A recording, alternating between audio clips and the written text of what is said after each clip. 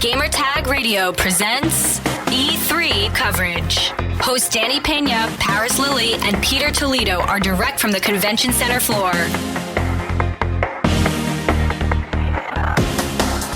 All right, day 2. Wow, what an amazing day at E3 it has been. This is Pete. Danny's off in the editing room. Paris is trying to catch some sleep before he goes to work in the morning. Wayne, welcome to the show. Thanks. It feels great to be here. I can't believe I'm here.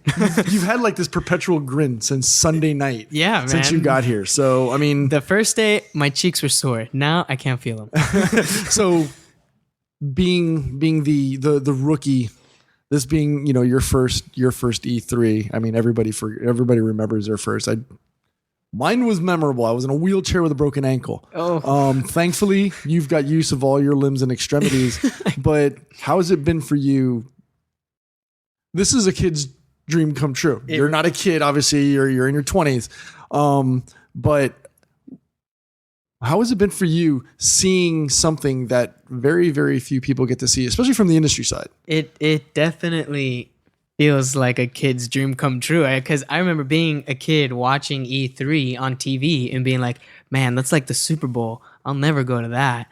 But I still can't believe I'm here. But it's from the industry side, it's so much better, because it's like you said one day, they let all the heathens in at 2. And I didn't realize how much of a difference it made, because when we get there early, it's like empty and it's so nice. And you see I actually ran into some YouTube people that I watch, and it was nice to be able to actually see people and have room to walk.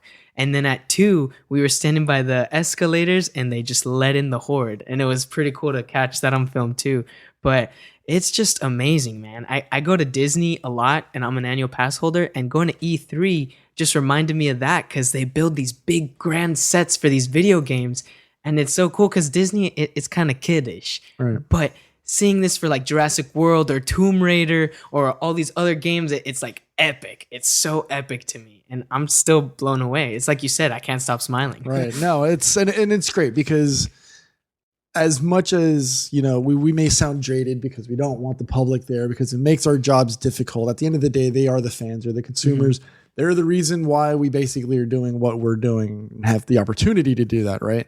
Because our listeners, the viewers on Twitch and our community on Discord, they're gamers too, just like we are, first and foremost. So I wanted to get your feedback, because, you know, we're all in this apartment here in Los Angeles. But you know, I just wanted to catch you. I really haven't had the opportunity to sit down, talk to you, and see how it is, you know, from your perspective, and see how and it's basically the same as everybody else's first. You know, you come in bug-eyed and just like staring around in bewilderment, because it's, you know, everything, like you said, it almost gives it a Disney World type feeling, because everything is so grand and it's a spectacular display of lights and colors and winding paths of line.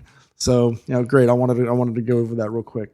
So you and we started off the morning, aside from pigging out at the 2K booth for breakfast.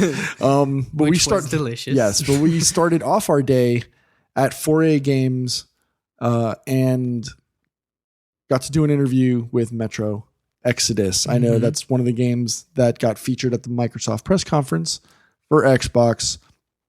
I know you didn't get to do gameplay. Actually, I will try and give you the link to the asset so you can check out the gameplay and see what it looks like. Cool. But that was a really cool experience. What else did we do?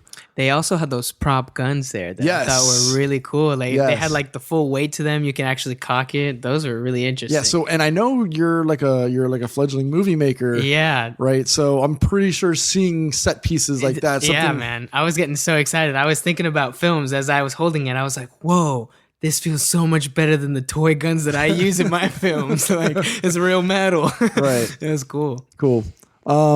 What else did we do? So I know you took off. You got to go see Dying Light. Yeah, that was awesome. That was pretty interesting because the presentation had actual zombies in the beginning, and they were like messing with us in the chairs and stuff. And they're like, "All right, we're gonna turn on the UV lights," and then they were like, and they ran away, and that was really cool. But the parkour in that game was really cool, and they added a whole bunch of new moves, and this guy was just flowing through the city. It was pretty awesome. It was like a Spider-Man but without the powers. It was really cool. Did you guys have a chance to go see? There was more zombie stuff in your guys' wheelhouse today. We saw, besides Dying Light 2, before that we saw World War Z. Okay, that game was really cool because I think an interesting part of that game was that your secondary gun has infinite ammo, and I was like, I love that. Because in this game, there's hordes, and he said, like, there could be 500 or more zombies coming at you guys, and it's a group of 4. So I've played games before where you run out of ammo, and you got to go find ammo, and I hate that. So it's really nice to just be able to kick back to the second gun and be able to not stop. And so, and they said they did that for the fun of the game, and I thought that was a genius idea because it definitely makes it more fun to be able to stay alive and keep shooting. Yeah, so in sticking with the undead, today seemed to be, it kind of felt like an undead day. Yeah. I woke up feeling like one of the undead. But got to go check out Strange Brigade. Strange Brigade is published by Rebellion. I actually got to check out an early build of this game last E3. And seeing the changes and the evolution of the title and how it's grown, it's getting ready to get released later this year. So, I got a chance to check that out. So there should be an interview that's up on the feed. So those that haven't had a chance to listen or check it out or curious about a game like this, it's 4-player co-op. You could do co-op or you could just do it all alone. Obviously, it's always better to play these games with friends. Yeah. And it's like set in the 30s. So it's kind of got like that campy 30s TV show sound of like feel, where they're like, and on the next episode the Strange Brigade, it's really cool how they do that when they're going through cutscenes and changing scenes in the game. And I enjoyed it last year, which is why when I saw it come up on my calendar this year, I was like, yeah, definitely. I definitely want to check out to see how that goes. What else I saw? I saw Serious Sam 4 over at Devolver Digital. Not knowing what to expect because I hadn't played Serious Sam before, but I'd seen the title. The title's, it's pretty well known.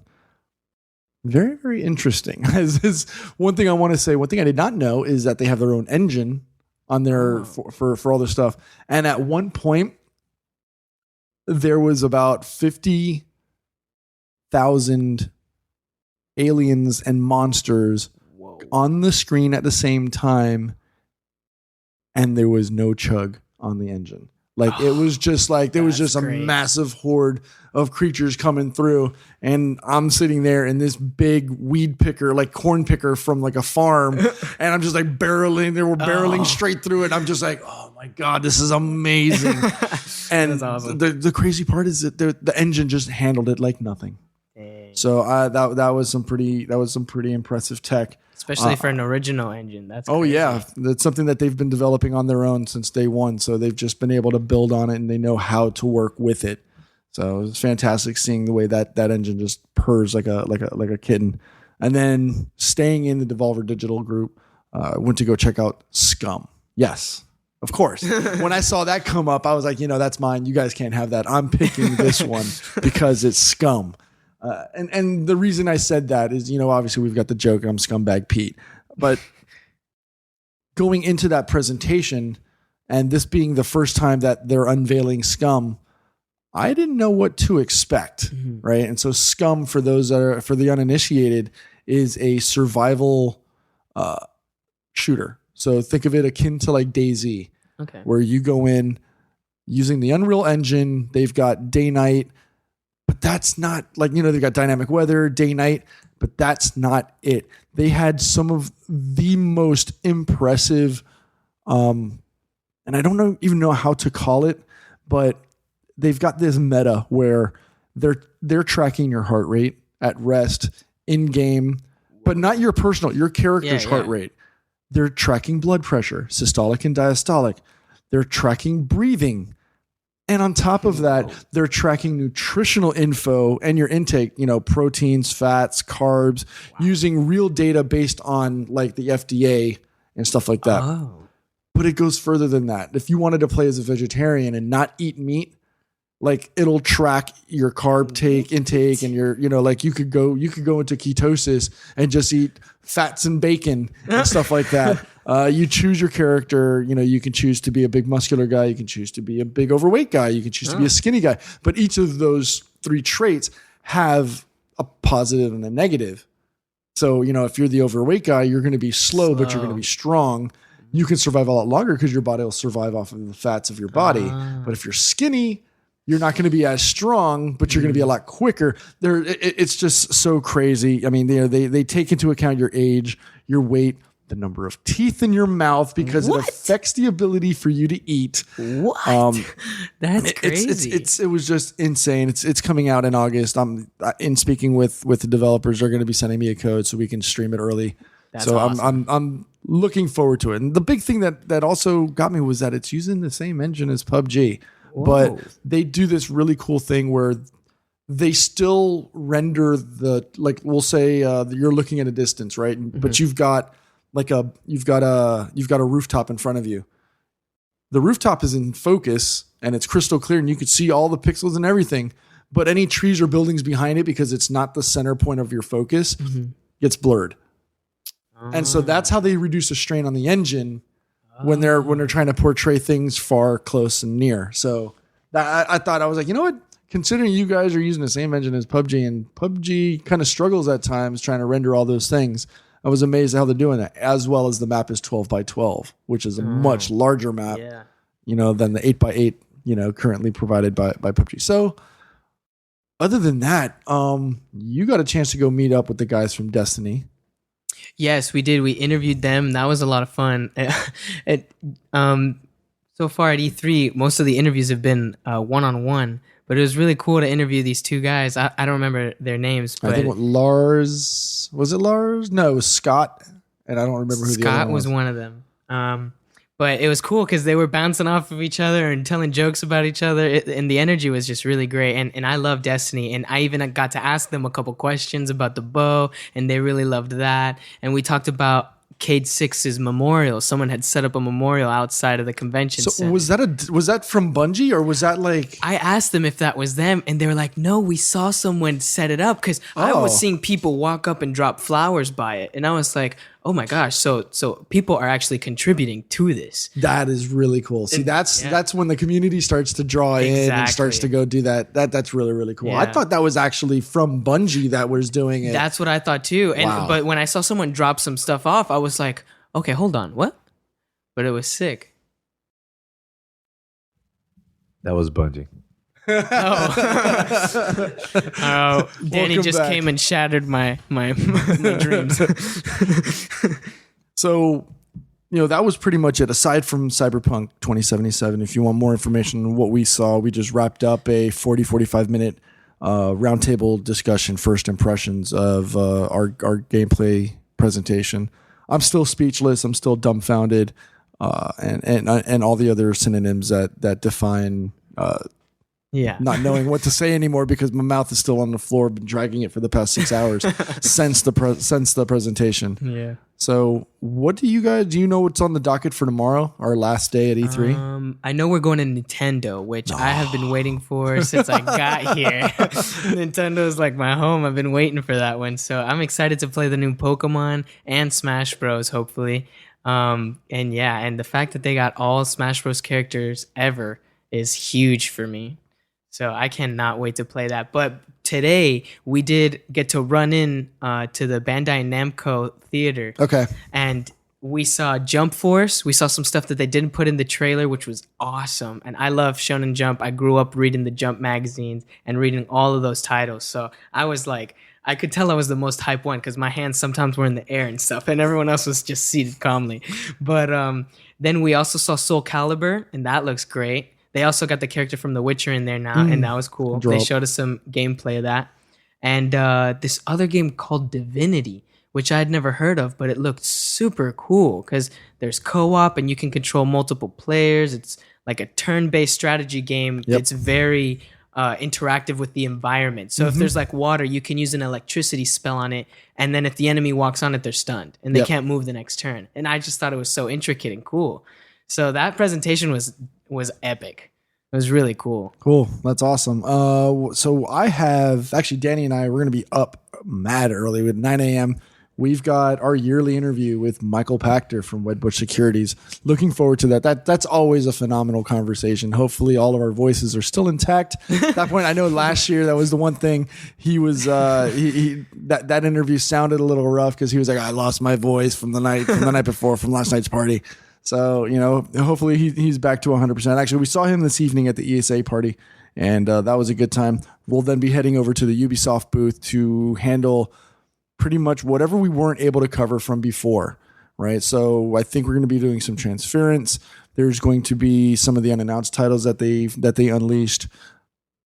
One thing we do need to do for our listeners, we actually did have an interview with the creative director of Skull and Bones. We have the video, but unfortunately, due to something happened, we lost the audio. So we're gonna have to redo that, and then we'll have that up on the feed later tomorrow, hopefully. I know Danny is going to the Capcom booth. That's gonna be fun. Yep. I think Danny also has a meeting with Atari. I'll be covering Just Cause 4 for Danny, because I know he had a mix up on his schedule. Yeah. So he's going to be checking out Sega Sonic Team Racing while I'm doing Alienware. Sweet. Yeah, you guys have your Nintendo booth tour. I'm going to try to sneak along with that one. If I can't, we'll be also doing Shadow of the Tomb Raider. And I think we're all meeting up at the WB as well. Yep. So yeah, tomorrow's going to be another action-packed day. Hell, we even have a potential. We might be going to the screening. We're still up in the air because of scheduling and just things going on.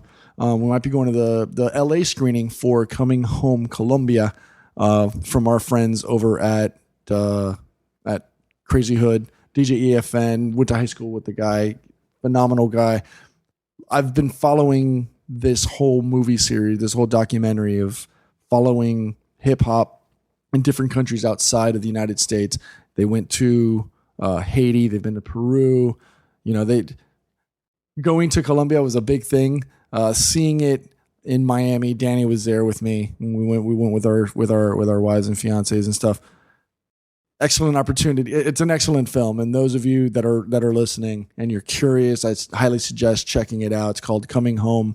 It's a phenomenal documentary. Just watching how the people of those individual countries celebrate and live hip hop.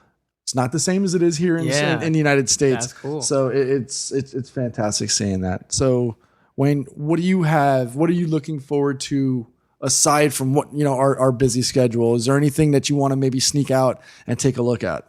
Yeah, there is actually. I think I want to go check out the Assassin's Creed booth because I saw some gameplay and I felt a little iffy about it. And then when we did the interview for Assassin's Creed, I was able to take a quick peek at some of the people who got to play the game, and they were doing some PvP, it looked like. And that looked super interesting to me. So if there's time, I'd love to go over there and check it out. Plus, I keep seeing a ton of people at E3 with the Spartan helmets. Oh, so you want the Spartan helmet? I do want that as well. You gonna be able to fit that in your bag? No, I'm gonna have to wear it on the plane. I got no room in the bag. Best of luck. Best of luck. All right, so we're gonna go ahead and wrap this up.